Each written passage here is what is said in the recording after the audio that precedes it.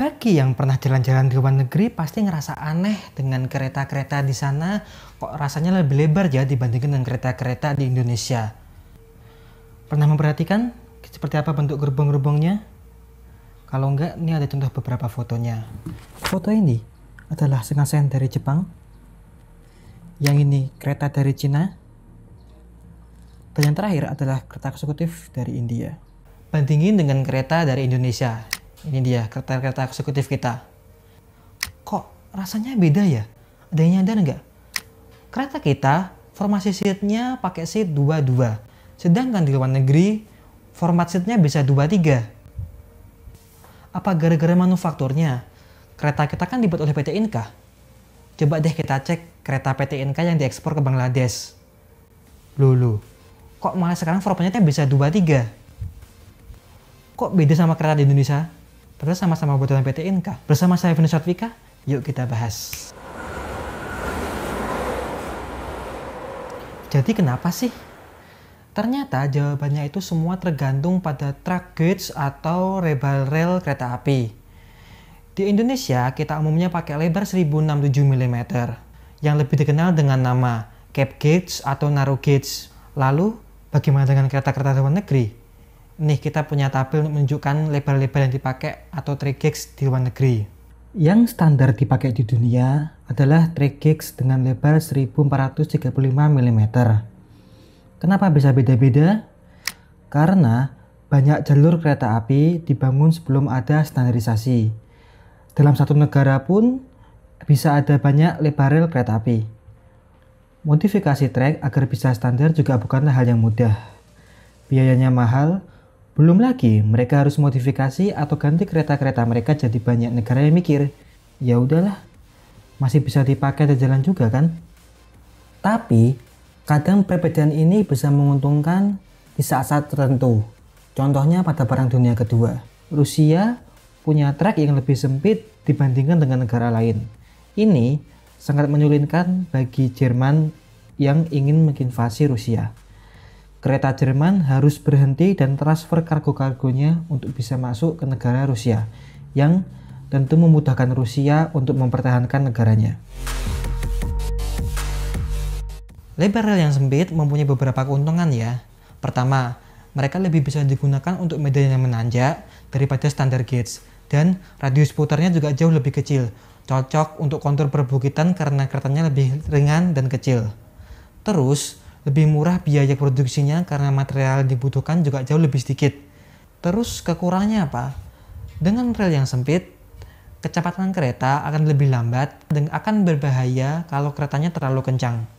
Terus karena muatan yang dibawa juga jauh lebih sedikit karena kereta lebih sempit.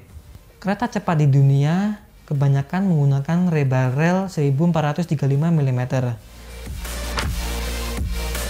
Ternyata awalnya trek yang dibangun di Indonesia pertama kali menggunakan standar gauge atau lebar 1435 mm. Pada tahun 1867, Gubernur Jenderal Hindia Belanda, Baron Sluitwanden, menyuruh NIS, perusahaan kereta api Hindia Belanda, untuk membangun jalur rel kereta api dari Semarang ke Desa Tanggung dan dilanjutkan sampai Solo dan Jogja di tahun 1872. Tapi ada yang beda di trek Ambarawa Secang Magelang. Karena konturnya berbukit-bukit dan untuk menekan biaya supaya tidak terlalu mahal, mereka memilih trek dengan lebar 1067 mm atau narrow gauge. Kemudian dari Bogor sampai ke Jakarta dibangun jalan rel oleh NIS dari tahun 1871 sampai dengan 1873 sepanjang 66 km. Jalur ini menggunakan lebar rel 1067 mm. Sekali lagi, karena konturnya yang berbukit-bukit. Sejak saat inilah pemerintah Hindia Belanda memutuskan bahwa track gauge narrow gauge merupakan trek yang cocok untuk kondisi topografi Indonesia yang berbukit-bukit. Sekarang, di sini ada masalah. Ingat kan, tadi jalur Solo Jogja itu masih pakai lebar 1435 mm atau standar gauge. Jadi, penumpang kalau naik kereta dari Bandung mau ke Surabaya harus berhenti terlebih dahulu di Yogyakarta. Kemudian mereka pindah kereta karena kereta yang pakai jalur standard gauge. Terus di Solo mereka transfer lagi keretanya pakai kereta 1067 mm atau narrow gauge. ribet. Maka dari itu, di tahun 1929 NIS mulai memasang rel ketiga di tengah agar kereta bisa jalan terus dari Bandung ke Surabaya tanpa harus transfer. Terus kenapa sekarang relnya cuma ada 2? Ternyata di masa pemerintahan Jepang banyak rel-rel yang dibongkar untuk kebutuhan perang mereka, termasuk jalur rel Solo Yogyakarta yang dibawa ke Myanmar atau Burma. Apakah seluruh rel di Indonesia pakai lebar 1067? Enggak juga. Yang pakai lebar 1067 antara lain adalah jalur rel antar kota di Sumatera dan Jawa. Kemudian ada KRL di Jabodetabek dan MRT Jakarta. Beruntung Jepang juga pakai narrow gauge 1067 mm karena sama-sama negara kepulauan dan topografi yang mirip. Kecuali untuk Shinkansen ya, mereka pakai standar gauge. Makanya kereta komuter dari Jepang bisa dihibahkan ke Indonesia untuk KRL tanpa harus banyak modifikasi. Tapi sekarang kita juga mulai banyak mengadopsi standar gauge ya. Antara lain nih ada LRT Jakarta, LRT Jabodebek, dan proyek kereta cepat Jakarta-Bandung.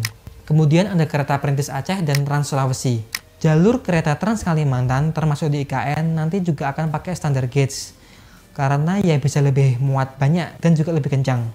Oh iya, kereta-kereta yang pakai standar gauge itu lebih besar daripada kereta-kereta yang pakai narrow gauge.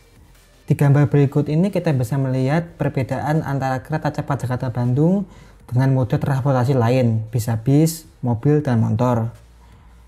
Di gambar yang berikut ini kita bisa lihat kereta cepat itu kalau dibandingkan dengan orang sebelahnya. Kebayangkan betapa besarnya kereta cepat dibandingkan dengan kereta-kereta KAI kita yang sering wirawiri di antar kota itu. Nah, sekarang udah tahu kan alasannya. Kereta kita lebih sempit gara-gara lebar rel yang kita pakai lebih sempit dibandingkan dengan kereta-kereta yang dipakai di luar negeri. Gimana? Suka dengan pembahasan ini? Kalau suka, klik subscribe dan sampai jumpa di video lain.